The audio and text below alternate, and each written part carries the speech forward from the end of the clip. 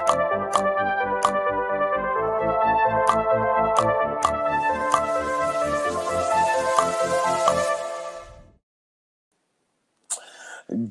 morning, viewers and listeners. We are live, and welcome to the NFL Draft Bible Tailgate Show, partnered with Fan Nation, powered by Sports Illustrated. I am here with my esteemed panel dripping with talent. I am your host, Big Law Lawrence Johnson, and I also have senior scout Lorenz Leinweber and scout coordinator Alec Pulido in the building. What a glorious, beautiful Saturday, gentlemen. Let me give you an opening statement. Lorenz, what you got to say for your opening statement, brother? Man, I'm excited. It's another Saturday. It's another football weekend here. It already got started last night. We'll get into a couple of the standouts there, but Tailgate Show, you already know it's one of the most fun times of the week because we just get to talk ball from an NFL draft perspective, although it's still a couple of months away. There are already some standouts. There's some exciting guys to talk about, and I can't wait to get into it. I'm excited. How are you today, Big Law? I'm doing pretty good, man. Freshly minted off the Emmanuel Acho interview, and also coming from the UVA Wake Forest game. I'm a little, sleepy, but I'm just trying to wake up here. Had a real crazy busy day yesterday, but I'm ready to rock and roll. Let me kick it to you, Mr. Pulido, my man, my young guns. I'm in the playpen today, viewers and listeners. As you can tell, I'm trying to run the daycare. I got my young guns with me. So my man Alec, you talk to me, scouting coordinator for NFL Draft Bible. How are you doing in your opening statement? I'm doing good, Big Law. I'm excited again. The Tailgate Show's a lot of fun from this side of it. Last year I got to watch it, but being on it this year has been real fun. And I'm excited for the slate of football games we got coming today. Absolutely. Well, we're absolutely happy to have you on the roster this year and moving forward. And this is season 2, guys, episode 4. Episode 4, already 4 episodes in, and NFL Draft Bible Tailgate Show is ready to rock and roll. So, as always, college football just doesn't start on Saturdays. It starts on Thursdays and in some cases Wednesdays. So, what we're going to do is give our helmet stickers for the games that were before Saturday. Of course, the games that are up for contention are, we had Marshall and App State play with an App State win. We had Middle Tennessee and Charlotte play with the Charlotte win. We had a Wake UVA game with the Wake win. Liberty Syracuse and played with the Syracuse win. And then we had UNLV and Fresno State. So I'm going to start with you, Lorenz. Talk to me about who gets a helmet sticker from you. Yeah, I mean, this one's really been playing great for a couple of weeks, and I'll stay right with the Fresno State UNLV game because their quarterback, Jake Hayner, man, he's off to a hot start of the season. He was terrific yesterday again in a 35-30 win over UNLV. He tossed he had 5 touchdown passes and also threw for 378 yards. They just had the ridiculous win over UCLA. He's staying hot. He's might be 6 foot, maybe not. He's maybe 190 pounds soaking wet.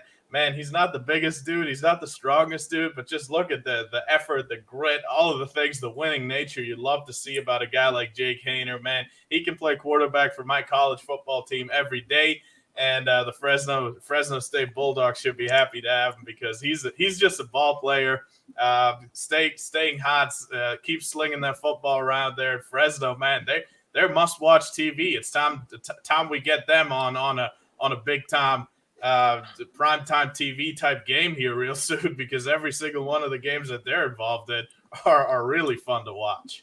I mean, Lorenz, give me a comparison for this little guy. He's 6 feet, 195? You can see that maybe. He's a little guy, like not small like Doug Flutie, but he's a small quarterback, and he's small, like not thick either. So he's short and he's small. So give me a comparison of a quarterback you think he. I don't even know. I don't even know. That's tough. Maybe like a Case Keenum type guy. Just a ball player. Productive college player. Just know where to put the football. Be a good leader. Some like that. We see these dudes come around. Usually they're not that successful in the NFL, but hey, Case Keenum had a couple of runs, maybe like that. I would have to dig a little bit deeper, really break down the film to give you an accurate one. But we've seen these quarterbacks come around. And I just love watching them in college. Usually, then I get too many hopes. I get too excited for the NFL prediction, then they don't really get there. But for right now, for Fresno State, hey, Jake Haener is a real fun player. Could it be a little bit of Taylor Heineke, maybe? Because Taylor Heineke is a small guy like that who, if you saw him, see his film at ODU, dropping dimes. I mean, just chucking the ball, putting it where the ball needs to be, that wide open offense. Broke all kinds of records, after school. But, just a comparison, just trying to think, who he compares to. But now let me jump to my man, Alec Pulido. So, Alec, give me your helmet sticker for Friday night, Thursday night game. Yeah, I mean, first, I'd just like to take my victory lap here on last week's show. I did pick Jake Haener and Fresno State to beat UCLA. So, got to take my victory lap on that. But no, I'm going to talk about Thursday night's game, a big game between App State and Marshall. And I got to give the helmet stickers to the big boys up front. The offensive line looked phenomenal. They kept Chase Bryce clean, but they also total running stats for the game: 45 carries, 265 yards, 3 touchdowns, split between the two backs, Nate Noel, Cameron Peoples. It was just it was a phenomenal game for them. They barely won this one 31-30, but they blocked and kept the game clean for their offense. And App State has just been so impressive over the last 5-6 years. I think I saw a stat the other day that they're 6th overall in college football in wins since 2015, which is, you don't think about that from a Sun Belt team, but it's phenomenal. They've really put together some really clean seasons, and it's their offensive line deserves it from Thursday night. Well, you figure, when they had that huge win over Michigan, what that could do for a program when you win against a team like Michigan, being the level that they were before they won.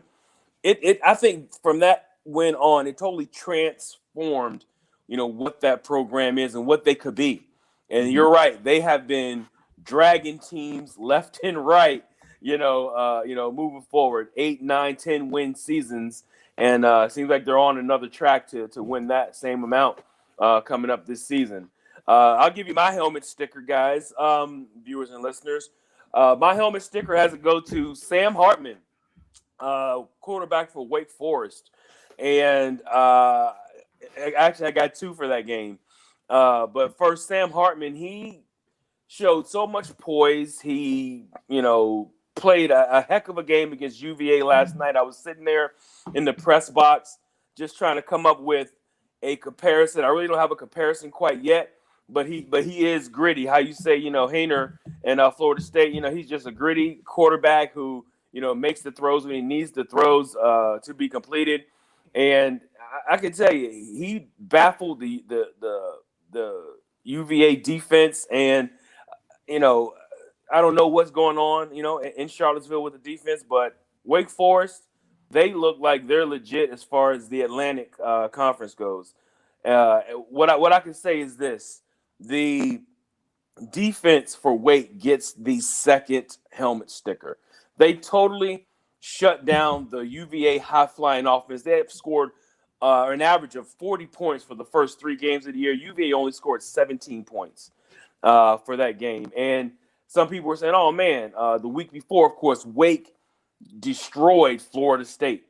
And people were saying that, oh, my goodness, it was just a terrible Florida State game. Now, we got to give Wake Forest some love. We got to start giving them some respect based on what I've seen this past week and, of course, this game yesterday. So they're, my opinion, I think that they can have a shot at really beating Clemson, in that Atlantic division. So my helmet sticker goes out to Sam Hartman, 270 yards passing, 3 TDs. And then the Wake Forest defense as well. So we'll see how this thing shakes out. But good helmet stickers for the week, guys. Looks like we got a decent weekend of college football. And, some people think that this is kind of a down week because there's not that many huge matchups. But we got some big matchups coming up. And Lorenz, probably the biggest, coming up at 12 today on Fox. And Not only that, game day is there to to hype up the crowd. They got all the signs out and everybody getting ready to have a great time. Notre Dame against Wisconsin. In our pre-show meeting, we were talking about, maybe the quarterbacks aren't that great. Maybe we can have a throwback to the Newt Rockne era where we're running the ball and playing D. Talk to me about this game. Give me a preview about this contest. Yeah, like you said, 12 p.m. Eastern on Fox. Their big noon kickoff. You know what it is, right? It's the big time game of the week out there in the Midwest. Jack Cohn, the Notre Dame quarterback, he was Wisconsin's quarterback for a couple of years until their current quarterback, Graham Mertz, beat him out. So it's a bit of a redemption game. Hey, both these guys haven't started the season off really hot. That's why I said that pre-show. This might be a bit of an ugly one if you're going in looking for quarterback play. But man, you can see some special talent, especially on Notre Dame's side of the ball, and they'll have some exciting matchups. Let's talk about Kyron Williams, the running back. If Jack Cohn, maybe crumbles under pressure, they'll have to rely on him. He played a lot of wide receiver coming out of high school. You can still see that dynamism in the open field. His speed, his instincts, his ability to catch the football, I think, are super intriguing. If you project him to the next level, to the NFL, looking at all the things that running backs have to do nowadays, it's not just putting your head down, driving piles. It's so much more, and his ability in space will be tested against that Wisconsin D-line. Wisconsin is a team that's always been tough in the trenches, really well-coached unit. And then behind them, you got Jack Sanborn, who's feels like it's been there for 7 years, starting at linebacker for the Badgers. But he's still out there, experienced linebacker, very, very good player, who's looking like a mid-round draft pick whenever that comes around. And then also on Notre Dame, maybe the best player in the draft. I'll have you guys give your opinions on this one. But Kyle Hamilton, the safety, 6'3", 205 pounds, just a freak athlete, 3 picks in 3 games. What he's doing at the back end at that size is just absolutely ridiculous. His athleticism, his instincts are special. I truly think if there's a special player in this draft, there might be a couple. This is the first one I'll say, hey, this young man is the best safety prospect. We can already say, hey, they're listing him at 220. That's nuts. This guy as a safety prospect out of Atlanta might be the best safety to come out in the last 5-10 years. I don't know. You tell me when the last time was that a safety like this came out. He might get matched up today against Jake Ferguson, the tight end at Wisconsin, who's a really good blocker. He can play in line. He can also do a little bit more than what you would think as a receiver. Pretty decent player. I don't think he'll get much done if he's really matched up against Kyle Hamilton a lot, because Kyle Hamilton's special. But what do you guys think? Is he the best player in the draft or what? This is what I can say.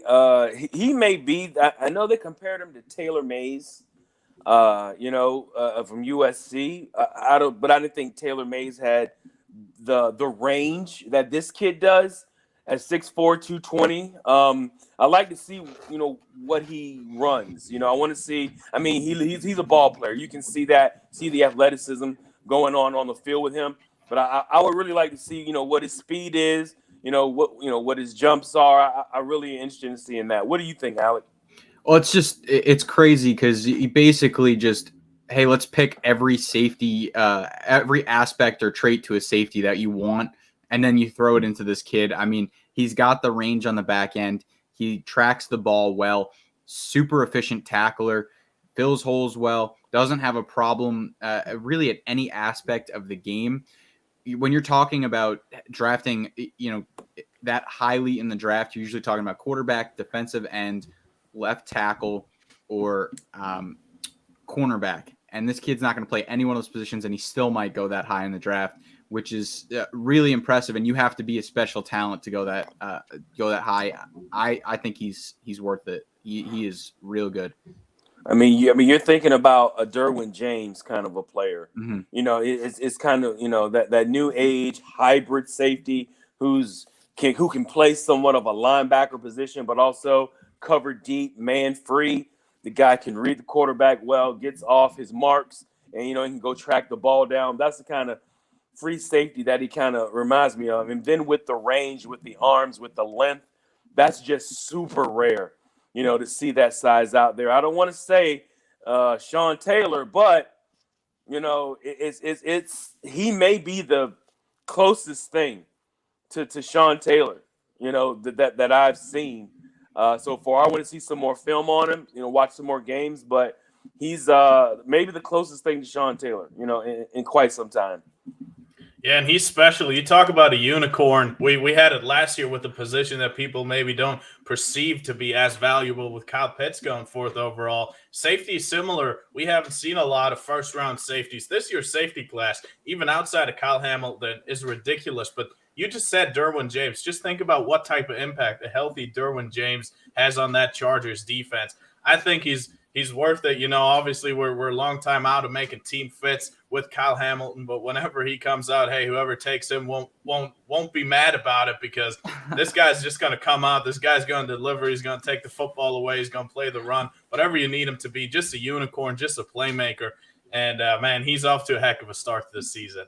It's kind of like in the defense, like you said, you just don't have those kind of tight ends in the game that like a Kyle Pitts. So it's going to take a while for offense or defensive coordinators to try to catch up and try to figure out how to guard a player like that. Same thing when you get a safety who's an enigma like that. It's like how the offense is going to deal, how the quarterback is going to deal with the guy. It's just not regular. So it's going to take a while to figure out how to combat him. You think about a safety with range like Ed Reed, that's the kind of thing you look at. It's like they can never really catch up to him because he was so different. He was so good at reading the quarterbacks and reading the offenses and knowing what the offense was going to do before the snap of the ball. But we'll get back into him, I'm sure, as some the season goes on. You think? Yeah, he's a junior. He can come out or he can stay. I wonder, I don't think he'll stay, but you don't he think could. He'll stay? Yeah, I think he'll be in the draft next year, but he definitely could. Absolutely. So now let's move to the next game. We got you up, Alec. Sure. We got Texas A&M, a 5.5 point favorite, going against Arkansas, surprising Arkansas, coming out of the SEC as well. Talk to me about this game, Texas A&M, Jimbo Fisher, and the Arkansas Razorbacks.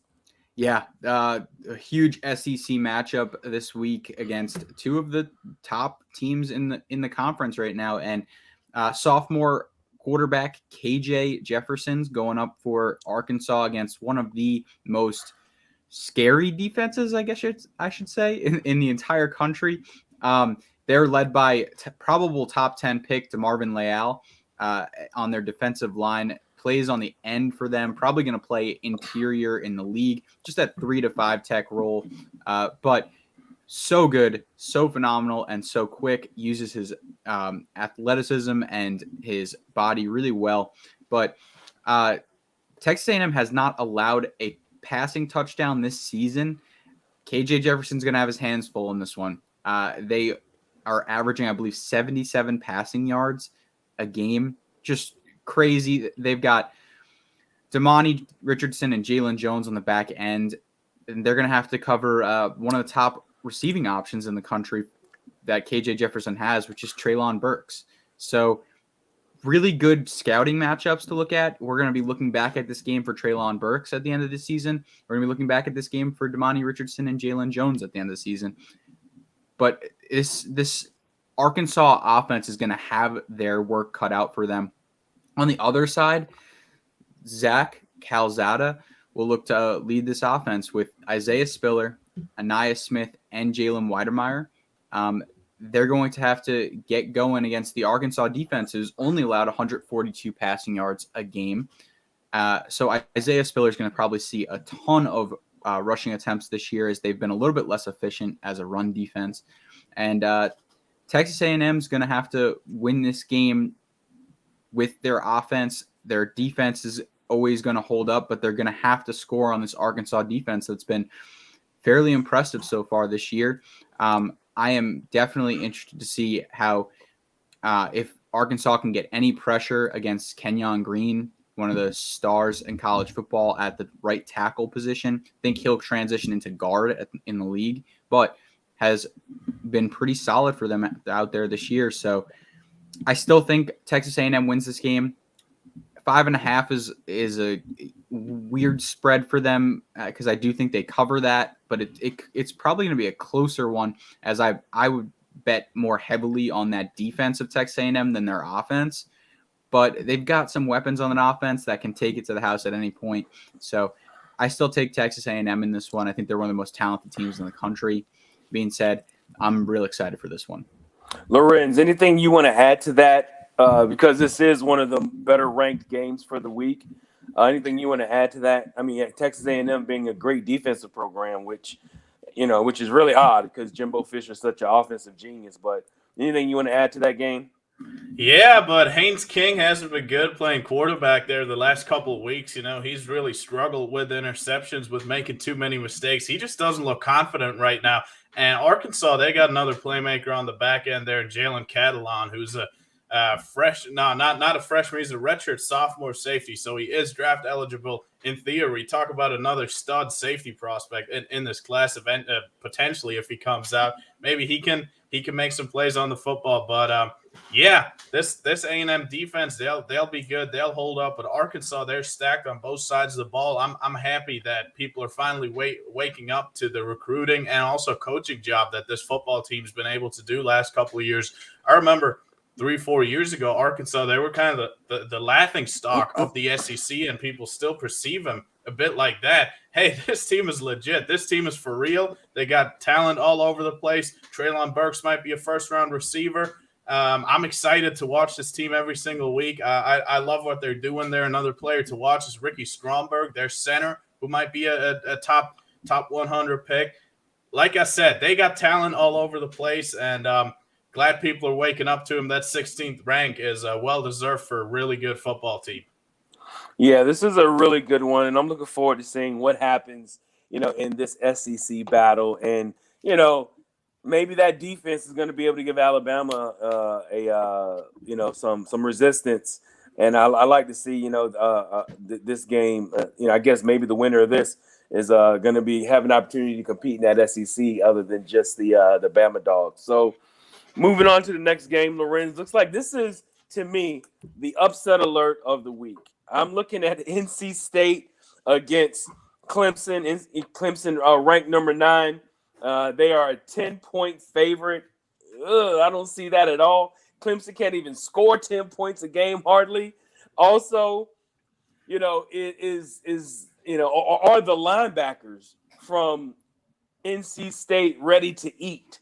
Because I think they can really make a difference against DJ. Is it Ungalele? I just call him DJU. DJU. I'm looking forward for these linebackers to really get after him. And what can you say about this game?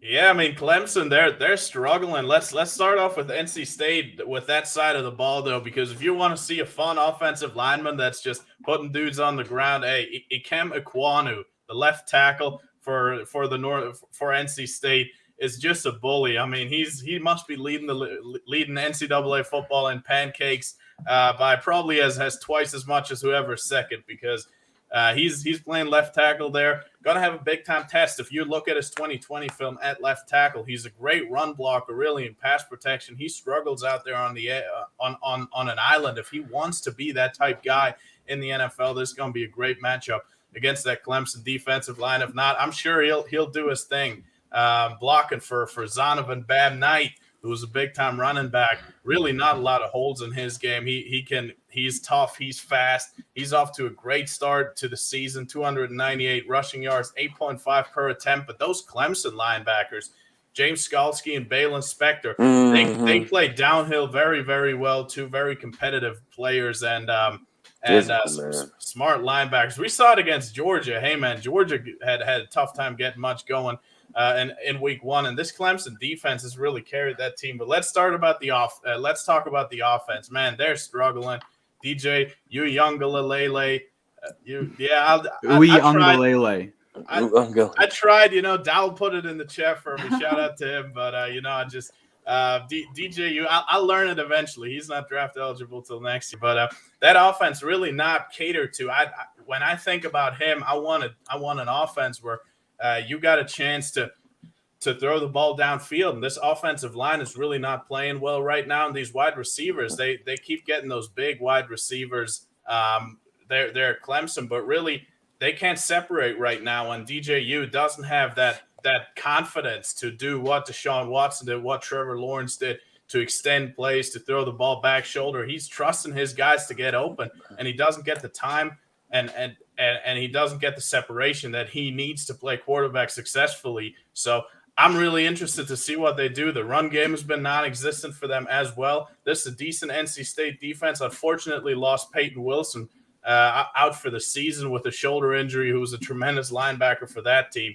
But man, this NC State defense, they'll really get a chance to step up and show what they're all about. And then lastly, another matchup that I'm looking forward to. We all know about Derek Stingley as the top cornerback in the draft, but that the second guy that might be giving him a run for his money is Andrew Booth there at Clemson. He'll get a big test at the catch point against those big NC State receivers, Emeka Emezi and Devin Carter, two kids that can really go up, high point that football downfield. And Andrew Booth, he's spectacular in the air. He might get a shot at another one of his highlight reel interceptions. So go look out for that, because he's one of my favorite guys to watch in all of college football. His athleticism and his energy that he plays with at the corner position is just awesome. Shout out to our folks in the chat room. Of course, my man Dowell Harmon, and I like how he sounded that out phonetically for us. As you see, Ungalele. Thank you for that, Mr. Harmon, for putting that together for us. Also in the chat room, we got the boss. He's paying attention, guys. That's Rick in there. Rick Saratelli. He said, don't sleep on that stymie Arkansas defense bumper pool, and Grant Morgan going to bring that heat. Okay. All right. Yeah, that's Rick, regular host of the State of Football Monday through Friday. But yeah. So, yeah, we won't sleep, but we'll definitely keep a check on all of them. Looks like Mr. Harmon's paying attention as well, but thank you for that spelling, in that sounding out of DJ's name.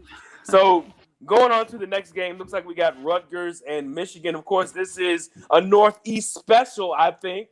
We got the man chopping wood back in the building, the coach coming back home. Alec, this is you, man. This is your part of town. As far as Rutgers goes against Michigan, number 19, 3:30 on ABC. Michigan, a 20.5 point favorite. Man, that's juicy, man. That's a lot of points against a Rutgers team. Talk to me, man. What do you think? What is with the disrespect for 3-0 Rutgers here? 20 points? That's come on. But no, this is a fun matchup right here. This is a fun one. The two undefeated teams in the Big Ten right now. We got on one side Michigan. They got Blake Corum, who's been a super exciting back so far for them this season, has been really productive. They've got Cade McNamara, who beat out a young freshman for this job. He beat out Joe Milton last year, kept it this year, which wasn't necessarily expected, but has continued to keep this job. And he's going to be going against a depleted secondary. Malachi Melton, Chris Long, both out today due to suspension. So Avery Young's going to have to hold down the fort for Rutgers in that defensive backfield. He's been playing a lot of safety for them this year, more so in that nickel role. But we'll see if he can. I saw him more as an outside corner in summer scouting, but he's played really well so far. Rutgers is also going to have to rely on their defense in Tyshawn Fogg and Olakunle Fatukasi. I know he's related to the Jets, Fatukasi, but I definitely don't feel confident about that pronunciation. But they're going to have to slow down the run game here for Michigan, which is two-headed backfield with Blake Corum and Hassan Haskins, both producing at high levels. As for the other side of the ball, when Rutgers has it, Noah Vedral is going to have to find his target, Bo Melton, because that is the best target on this Rutgers team. They're going to have to take advantage of that, as well as getting the ball to Isaiah Pacheco. I mean, I think that this Rutgers O-line is going to have to figure out something for Aiden Hutchinson, which has not been done yet. But that being said, I don't think Michigan wins this game by 20. but I do think Michigan wins this game. So, Oh man, I am gonna take Michigan here. I apologize, Rick, but I think it's a real tight game. I think this is gonna be a fun one to watch.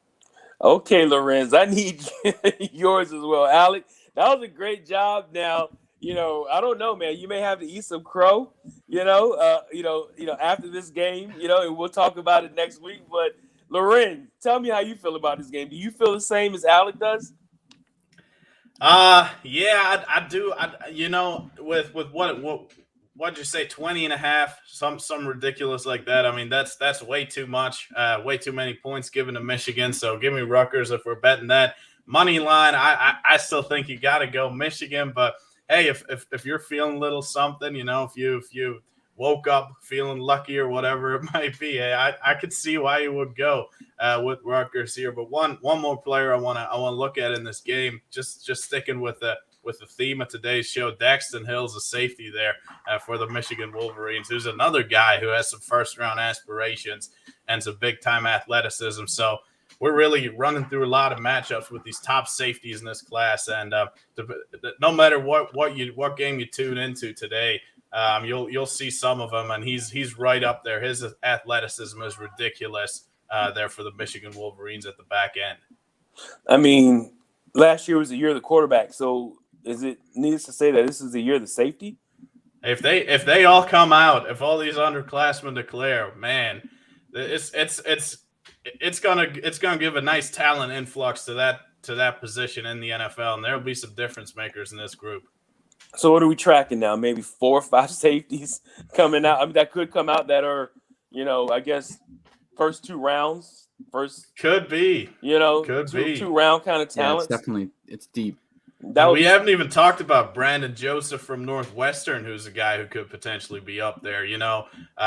Lewis Seen out of Georgia. Georgia's 3 deep at safety. 3 guys that should be drafted if they come out with Chris Smith and Tyke Smith. I know we're not talking about them today, but man, this safety group looks ridiculous right now. And there's just continuously names that are coming up that could be high draft picks. You know what it is? It's just like how, the tight end position is going through this ridiculous, transition of the type of player at that position, and the type of player you need to cover that player is like a big safety, someone with a similar body style, long, athletic, can run, and also has some meat on his bones. Not a cornerback, but like, something who's longer than or bigger than a linebacker, faster than a linebacker. So, yeah, this is like the final frontier in football. These tight ends against safeties, those are the next matchups. And a lot of these teams, that have those kind of talents are, progressing, in the right direction when it comes to these different types of players for these positions. So next game we got here is West Virginia, surprising West Virginia going against Oklahoma, and another blue blood who has struggled some is these Oklahoma Sooners and Spencer Rattler and Lincoln Riley and the team down there. So talk to me, man. Does West Virginia have a shot at this game or what, Lorenz? Yeah, 7:30 p.m. Eastern. This one's kicking off, and Spencer Rattler, hey, this is the first Big 12 game of the year. We saw him really start off the season slowly last year, and then 3-4 weeks in, he was really taking off. He'll hope to do the same, because right now he was dubbed as that future number 1 overall pick, and he hasn't played up to that so far this season. Getting a test against West Virginia, who just beat Virginia Tech. Big Law, you know all about that, but can Spencer Rattler get right? I think that's the main storyline of this game. Can he stop making mistakes? Can he be as explosive, but also make the easy plays? Hey, it's not just about the big time throws, running around and throwing it downfield.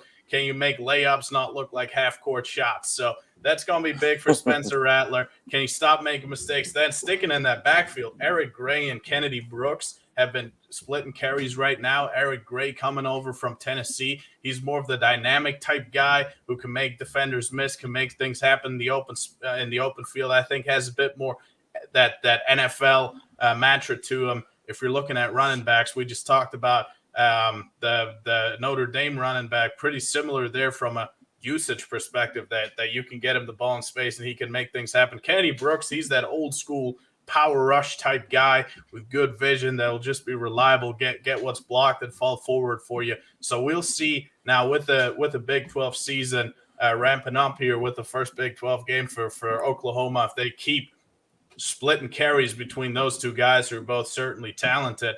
But let's talk about those Mountaineers too, because they're coming off of a big win against Virginia Tech, a team that I thought was probably going to beat them pretty handily, honestly, going into that game. And their running back, Letty Brown, he's a senior. He can show today. This is going to be the game everyone's going to go back to against this Oklahoma defense, who've got players at all three levels as well. Every scout, the first game that they're going to be tuning into, if they're watching Letty Brown's probably going to be this one, because you always want to go to the best competition.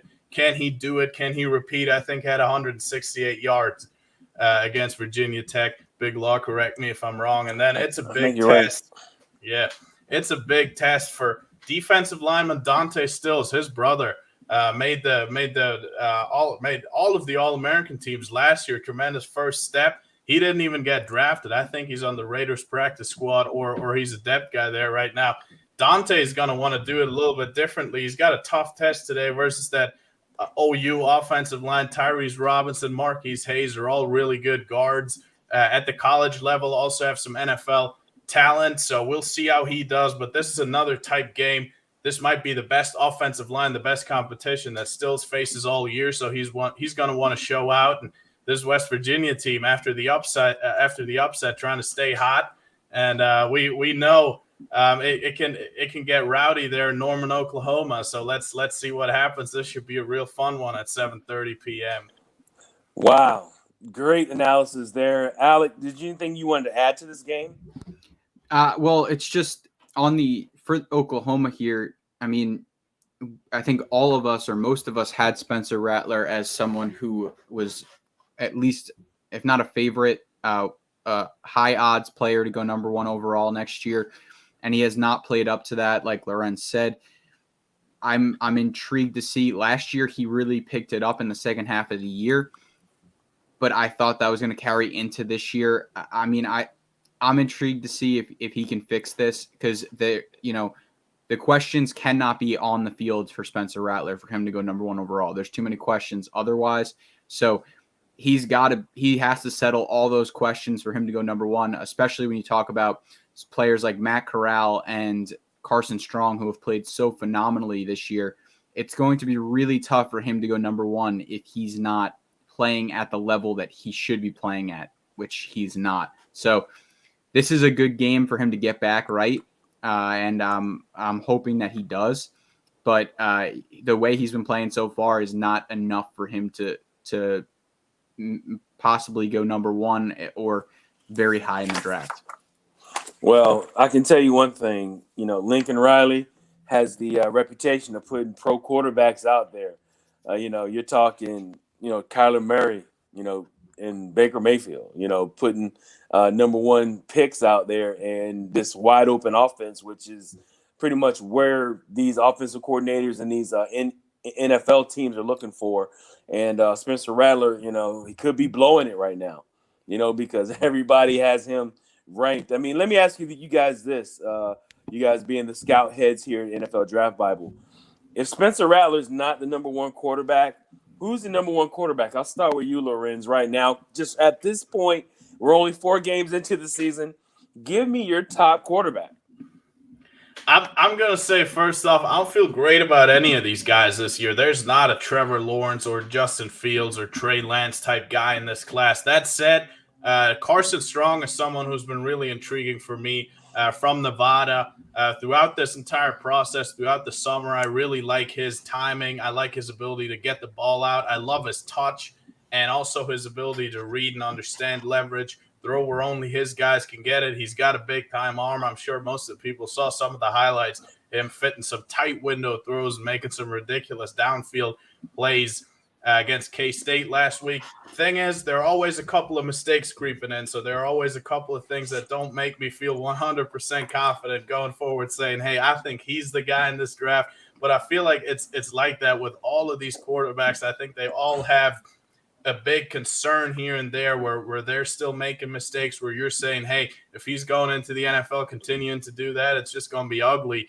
And but right now for me, it's Carson Strong. I'll stick by it as long as he's playing as well as he is. But there's still some things there's still some things to clean up until you can confidently say that he's going to be a franchise quarterback. I do think he's got the arm and he's got the intelligence, pre-snap ability to do it down the road.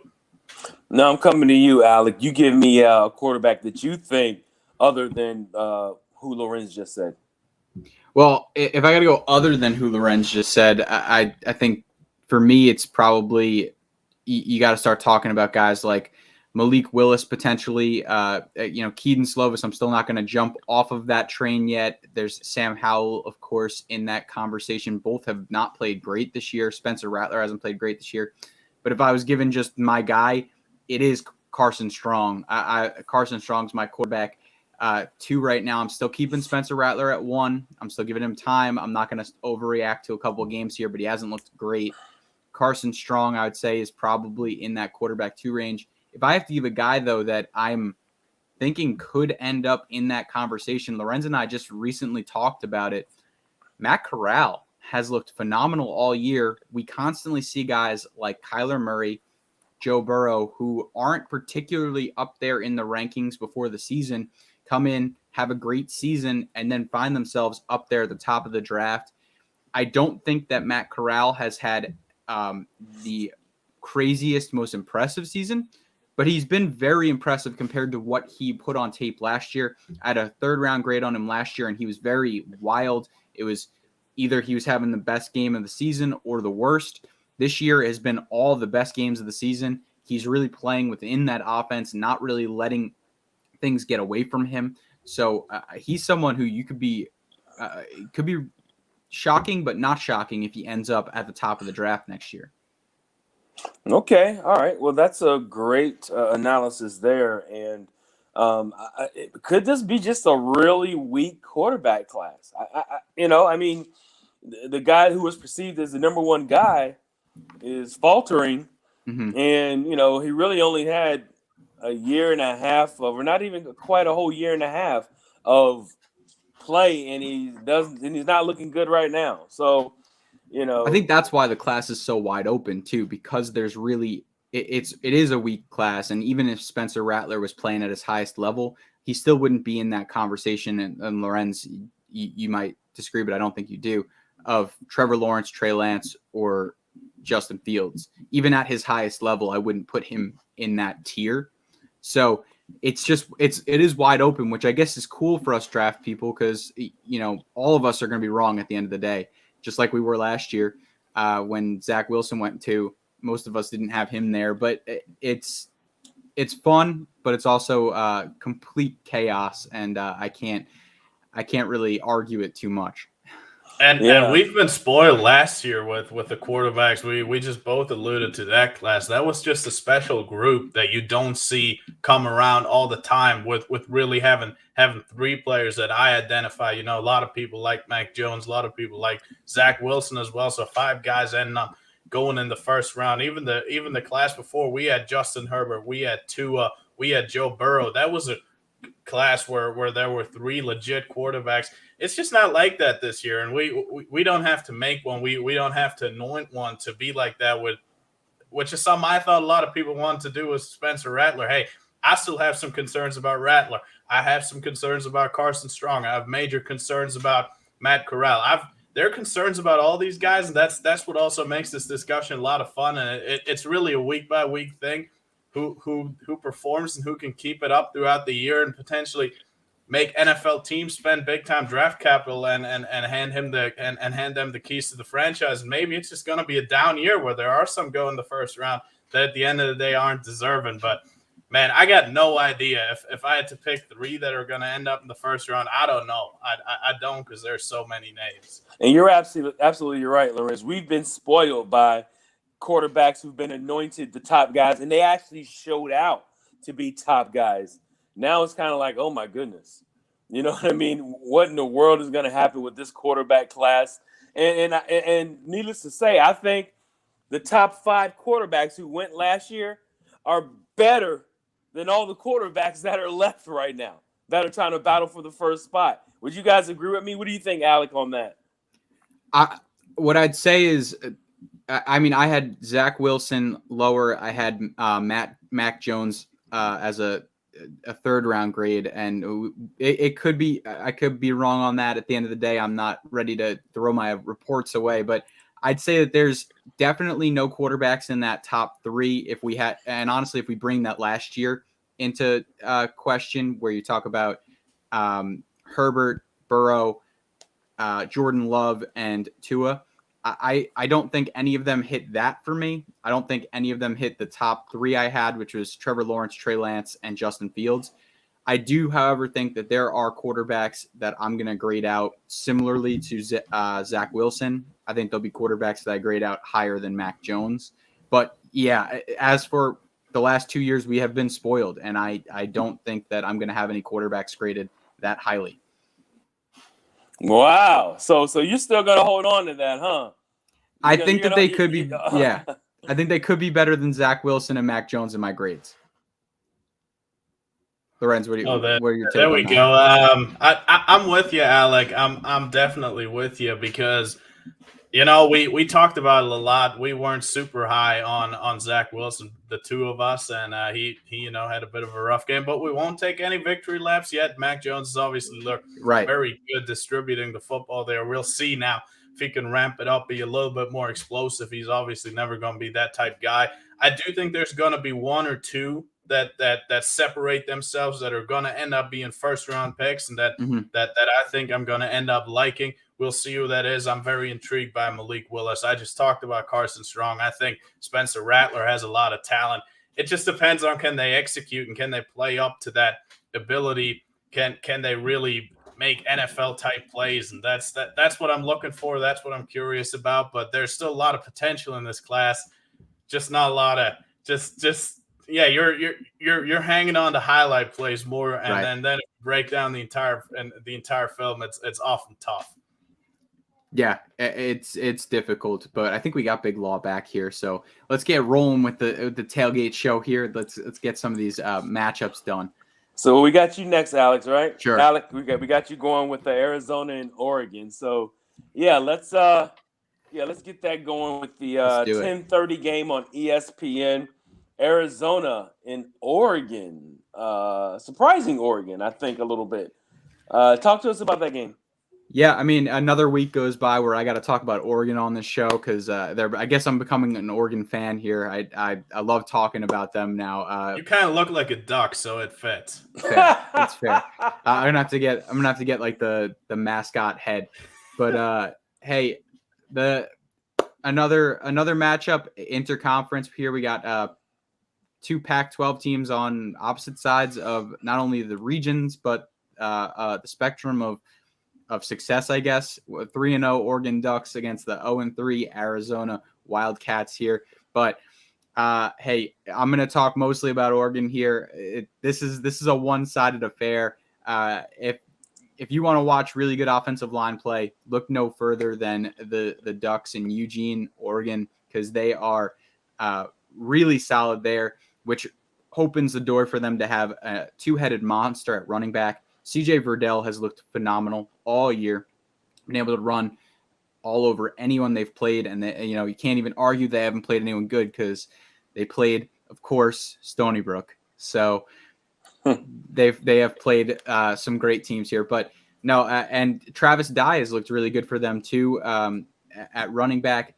Anthony Brown has held down the fort at quarterback, and he has looked very controlled for them, which is awesome for them. They are going to be a team that can keep up with anyone because they're not really making mistakes. That's the key here for them. Their defense is so good that this offense just kind of has to run the ball and not make mistakes. And Anthony Brown looks like he can do that, as well as he's exciting in his own right. He's been a really good passer for them, has the ability to move. I mean, I think that offense is built almost perfectly to this defense, which – I mean, how can you not talk about this defense, right? Potential number 1 overall pick, Kayvon Thibodeau on the edge. They've got Noah Sewell, who is in no right, just his Penei Sewell's younger brother. He is a phenomenal player in himself. He, along with DJ James, Verone McKinley, and Michael Wright, all have been phenomenal this year for Oregon and really given them truly production at all three levels of this defense. And they have now been able to continue to stay undefeated. They are number 3 in the country right now. And I looked at their schedule after this, guys. There's not a competitive game left for them. I think they might have one more ranked matchup. If they keep up with this, they should be potentially waltzing their way into a Pac-12 championship game.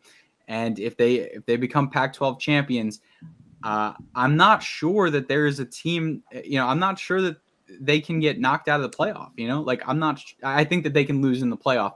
I'm not sure that they can be kept out of the playoff with a Pac-12 championship and undefeated season. So this Oregon team is a lot of fun. I just want to give a quick shout out to some guys that I'm watching on the Arizona side, because this is going to be a game that everyone tunes into for them when it comes back to scouting. Everyone's going to want to see them against Oregon. Gunnar Cruz, the quarterback. I'm not saying he's an NFL talent, but this is the game that people are going to go back to for him, and we'll see how he fares against probably his best matchup all season. And then there's also, just got to talk about quickly this 28.5 point line for Oregon. They're going to beat that. I would say that they are going to win this game by 40. I do not see this game coming close at all. And also I forgot to mention the wide receiver for Arizona, Stanley Berryhill, has been pretty productive this year. He's going to get a healthy dose of DJ James. Both of them, that is going to be a really good matchup to watch scouting-wise at the end of the season, because DJ James has gotten a little bit of hype himself. For season, people are talking first round. I don't really see that, but a day 2 corner potentially, and he's going to get a healthy dose of Stanley Berryhill. So, but I still think Oregon dominates in this game. Anything you wanted to add to that, Lorenz? With that game? Yeah, Big Law, you want another potential top 100 pick at safety and playing in this game that we have? Yeah. I know Alec said his name, but Verone McKinley III has had 3 interceptions already on the season, obviously iced that Ohio State game. And he's another guy that is just a big-time leader, has got the athleticism, and just projects as a starting safety in the NFL. So just keeping that theme. I was looking through. I was thinking about Oregon players just while Alec was talking. I was like, this is ridiculous. There's another big-time safety in this matchup. So we just talked about year of the safety. There's another one for you. Verone McKinley, he's that leader. He's the captain of that Oregon secondary, and he's a good one for sure.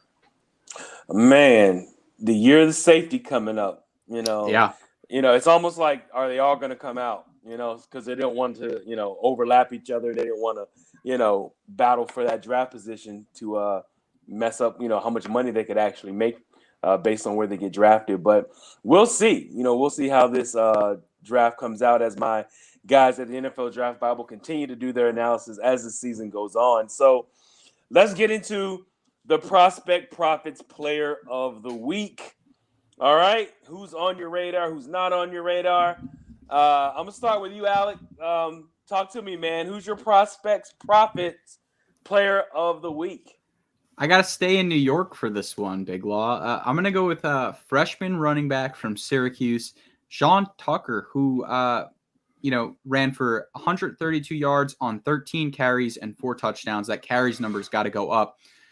But then in the receiving game, 3 passes caught for 121 yards, averaging 40 yards about per reception there, and another touchdown. He's a freshman for Syracuse. I imagine that for the next 3 years or 2 years after this one, he is going to be getting all of the offensive production for this team. I don't know why only 13 carries or 16 touches total, but this number is going to go up. And then they played again last night, and he had another super impressive game. So I was going to give it to him for last week, but I guess I'll just give it to him watch out because he could be all ACC this year. There, he's been really, really impressive. And for you, Lorenz, what is your Prospect Profits Player of the Week? Yeah, for going back to last week, I was really surprised to see UAB tight end Garrett Prince doing as well as he did. They played against North Texas. UAB did. They won 40-6 after obviously they had the tough game against Georgia there. And Garrett Price had 3 receptions for 136 yards and 2 touchdowns as a tight end. Talk about a vertical threat right there. If we're talking about people to look forward to this week and in this slate of games, shout out to Dow in the chat room who's hopefully still sticking around, getting to his comment. He said he's got his eyes on Darian Kennard and Dari Rosenthal, the Kentucky tackles going up against that South Carolina defensive line. And he's right. That's a big-time matchup for both of these guys that I graded out as draftable offensive linemen. I see Dari Rosenthal sticking at tackle. I think Darian Kennard is going to be really good starting guard for someone in the league. But they're going to be going up against Kingsley Enagbari on South Carolina, who's a really athletic rusher, who's a powerful, long guy, who hasn't put it all together yet, but is playing the best football of his career this season. Then Jordan Strachan came over from Georgia Southern. He led the league, or he led all of college football in sacks last year. They got Zach Pickens, who's a former big-time recruit, on that interior. So some big-time matchups there in that game. Shout out Dowell for sticking with us, one of our biggest fans here with the Prospect Profits. We got to get him that #1 fan shirt. Oh, we do. Next time we do merch, we'll have some for Dowell. It's going to be on there only for Dowell. He's the only one that's allowed to buy it. I love it. Let's do it. Yeah, man. I can tell you guys, it's a college football Saturday. The NFL Draft Bible Tailgate Show is at it again. Prospect Profits doing their damn thing, man. Is there anything that you guys will want to say here? Looks like we're coming down to closing. Anything you guys would like to say, or any other under the radar players you want to highlight, or we talk about some under the radar games we haven't spoken of yet? Lorenz, you got anything? I'm gonna go off track here quickly for a little bit. It's I'll be out there tomorrow. It's gonna be the European League of Football Championship final. Hey, we got super producer Sam. She knows it already. What I'm gonna talk about. I had the special edition of the State of Football. Hey, people who still want to know more about the game. We had the head coach, the defensive coordinator. We had a quarterback and a left tackle on of the respective teams. Really interesting interviews, and I'm excited for that one. If you guys want to watch that, you can go to the website and get the pay-per-view for just a couple dollars. It will be early, 8:45 Eastern, so it'll kind of be like a London game kickoff, but I'll be out there, on crutches. Obviously got my ankle messed up a little bit trying to hike, but, I couldn't miss it, and I'm really excited about it. Was happy to do the show yesterday. And I'm glad I got that opportunity. And then also the Hub Football Camp signed one of my favorite players really to ever come out that I've ever scouted. And Reuben Foster is going to be competing there at the camp. He was – I say this, I didn't evaluate Luke Kuechly because I was like 11 years old. But he's to this day still the best. You sure you didn't evaluate him at 11 years old? Even if I did, I had no idea what I was looking at. But Reuben Foster was a special athlete coming out of Alabama. I think Nick Saban has talked about potentially the best linebacker that he's coached to date, and he's coached a couple of big ones. He'll be out there at the Hub Camp. He's had some of his issues off field and health wise, but man, if he can be half the player that he used to be, I still think he can make a roster because he's just an incredible talent. And I'm excited to see him getting another shot because talk about someone who has the talent to deserve another shot. Absolutely right, man. Great mentioning all those events. Of course, the Hub Football Camp in sold out full capacity, September 29th, and the October 20th, I believe the date is. Yes. For the next one. And if you have not signed up, for those viewers and listeners and participants, make sure you get in because it's going to sell out. Just like a Grateful Dead concert, they sell out in a heartbeat. Get on right now Jimmy Buffett concert type. So, yeah, anything you wanted to add to this, Alec? Yeah, I got to give a shout out to the Hub. What they've been doing is phenomenal. They put together, I got to see the roster. It is phenomenal for this upcoming week. So I'm expecting a ton of signings from it. I know that they've got confirmed scouts going out there. So really excited to see who gets an opportunity after this. But one matchup I'm really excited about today that we didn't get to talk about, and I'm surprised Lorenz didn't bring it up because this is his guy, but Trey McBride going up against the Iowa defense. This is going to be a game we are going to go back and watch for Trey McBride, and I'm excited to see it live today because he has been so good all year, and that defense is stifling. And usually you're talking about the Iowa tight end when you're talking about this, but it's going to be them going against one of the top tight ends in the nation. So. Hey, Trey McBride, I hope he has a big day today against Iowa. You want to know who I'm surprised Lorenz didn't bring up to? Malafalu. He's a starting quarterback at the Jets, isn't he? Detroit Lions, but just got hurt. I mean, Detroit Lions. He just got hurt, That's man. He stepped in there. They had Jeff Okudah go down. I thought he held up pretty admirably against the Packers, but got hurt. I think he'll be out a couple of weeks. But hey, it's just a setback for my guy. He'll be coming. No, that's back. my guy. It really is Alec's guy. He gets all the credit, but I sort of latched onto the bandwagon. But yeah, he saw some of his first action. I'll have some time to think about it, and he'll come back stronger. I'm excited for his future for sure. Awesome, guys. But everybody, all you viewers and listeners, that's been the show. My young guys have done it again, giving us a ton of information. We have educated you and entertained you. And, be sure to check us out next Saturday. And I think, we'll be able to give you guys another. I may even talk about what games are coming up on my Friday show of the State of Football. And like I said, guys, we thank you guys for tuning in, hanging out with us. But we're out of here. Enjoy your Saturday. This has been the NFL Draft Bible Tailgate Show.